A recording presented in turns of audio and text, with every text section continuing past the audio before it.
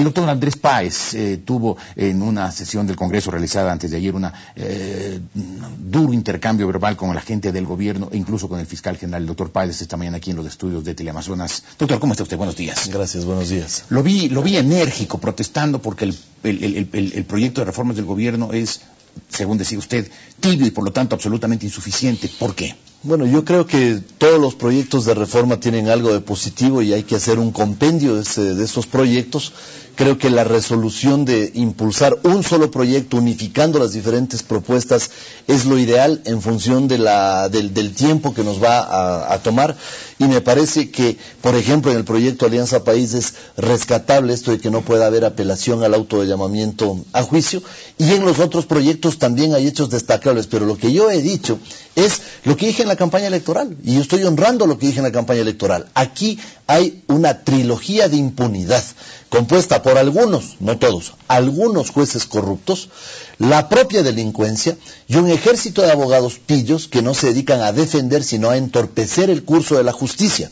Y esos jueces inescrupulosos, que no son todos, lo que no han hecho es aplicar el artículo 169 del Código de Procedimiento Penal, reformado en octubre del año 2007, que claramente dice que todos los incidentes que se producen en el juicio penal no son imputables al tiempo de caducidad, es decir, no se toman en cuenta para calcular el año para que caduque la prisión preventiva.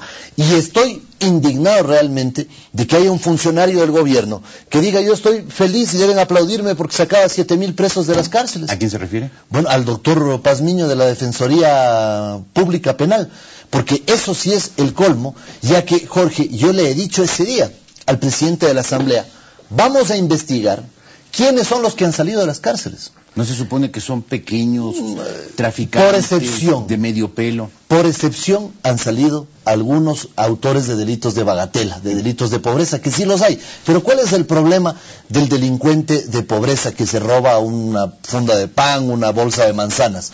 El problema es que se queda en la cárcel 5 o 6 años porque no tiene plata para entrar en este entramado perverso de impunidad en donde están estos jueces pícaros, que no son todos, insisto, estos abogados pillos dedicados a retardar los procesos, y los propios delincuentes. Como estos no tienen plata, son los que se quedan, pero los poderosos, los del crimen organizado, que son en su gran mayoría los que han salido de las cárceles. ¿Estás seguro de eso? Bueno, es que... O sea, son delincuentes los que se roban panes o manzanas.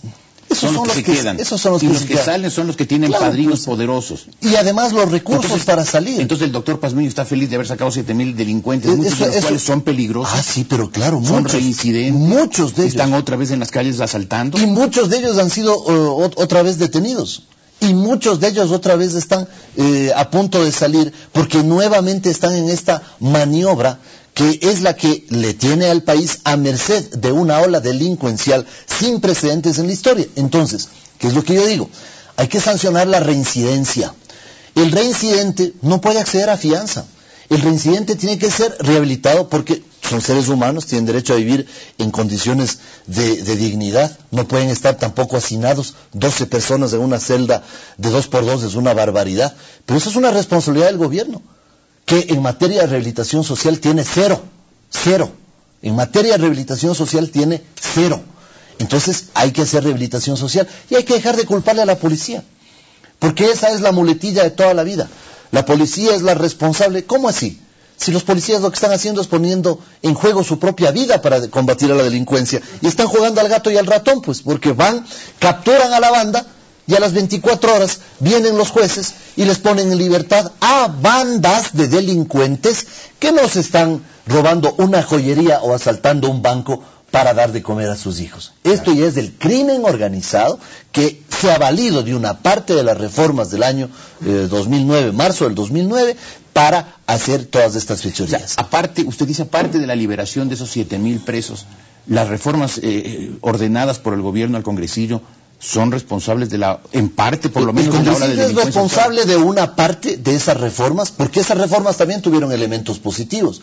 La oralidad, el utilizar los circuitos cerrados de televisión como prueba, en fin, hay reformas importantes y saludables para el sistema penal.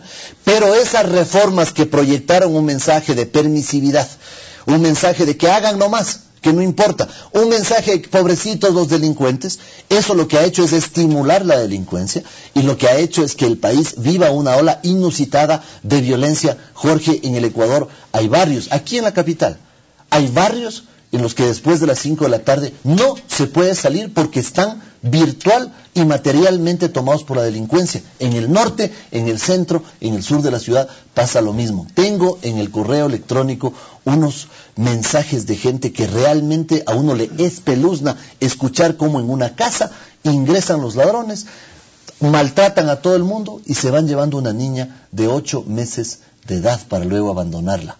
Esa es la delincuencia a la que estamos enfrentándonos. Entonces, claro, es muy fácil decir, la policía.